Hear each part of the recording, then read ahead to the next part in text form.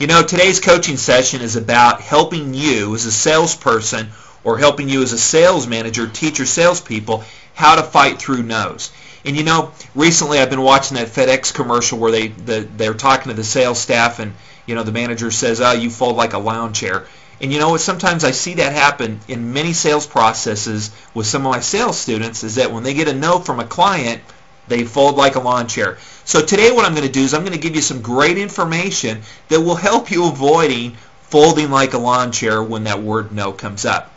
Now, if you're watching this on YouTube, I have two other websites where you can access this information. My personal video website is getsalesresultsnow.com, getsalesresultsnow.com, and you can actually not only view this video, but you can pull down the corresponding article that I've written to go along with it. In addition to that, my other website is chuckbauer.com that has a ton of stuff on sales coaching and training and sales seminars.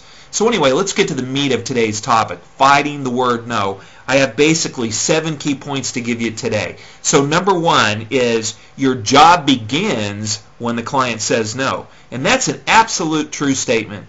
For the most part, in all sales processes, we can use a video presentation, we can use the internet, we can use a PowerPoint, or you know what?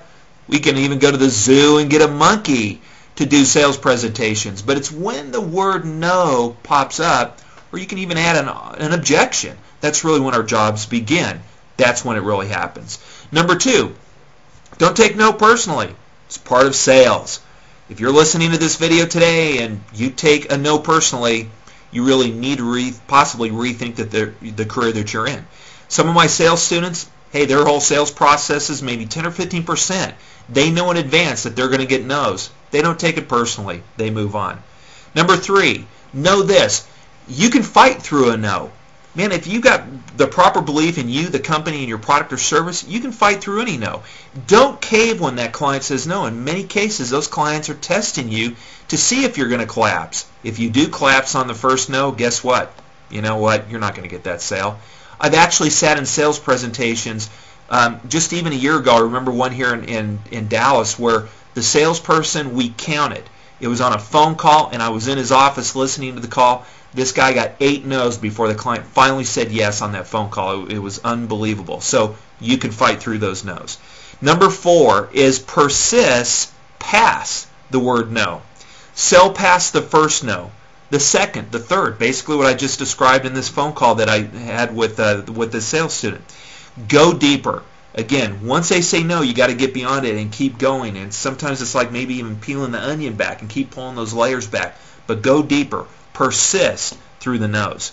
Number 5, and I see this with very mature salespeople, but the client, they will totally ignore it when the client says no. So think about it. Here, and again, I'm over-exemplifying here for you, but how about the client says, you know what, I hate you, I hate your company, I hate your product, and the word to this is absolutely no, I'm not going to do anything with you. The mature salesperson in most cases would probably say, you know, take a breath, pause for a moment, and go, well, you know, thank you for sharing that. Now let's go ahead and move on to the next topic. Okay? So again, you can many times ignore the word no and keep going. And when you ignore the word no, try to get them back into the conversation and present additional evidence on why your product is awesome or your company or service is awesome. Number 6, and this is huge, stop telegraphing the word no. Some salespeople, they've had a bad day. They don't have any money in their pocket. They're maybe missing a hubcap on their car. It's just not their day or not their time. What happens is they get on the phone and they can't wait for the person to tell them no. They can't wait for their worst fear to be realized. So don't telegraph it. Man, if you're broke, you need to come off with the excitement and enthusiasm that you just closed the biggest deal of ever in your life right prior to that phone call or prior to that appointment. So if you're broke, or if you're in financial difficulty or something's not going on right, do not telegraph it. Today's society is much more mature. They sense it with you. So again, don't telegraph those no's. Don't realize your worst fears. You know, some even might call it the self-fulfilling prophecy. I want to be told no, so the sooner that you can tell me, the easier it will be for me to deal with it. So anyway, don't telegraph. And number 7, and this is the last one I want to give you today, is prevent the word no. high level of sales mature salespeople that have that high level of maturity, they prevent no's from happening. How do you do it? Here's a simple plan. In the client's mind, there's three things: the company, the product, and the salesperson that they're dealing with. Just put a scorecard on each one of them from 0 to 10.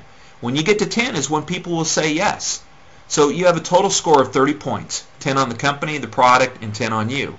So if you go to the highest levels of pitching you, if you go to the highest levels of pitching the company, if you go to the highest levels of pitching the product, hey, there's 30 points, done. You're going to get a yes. It's that simple.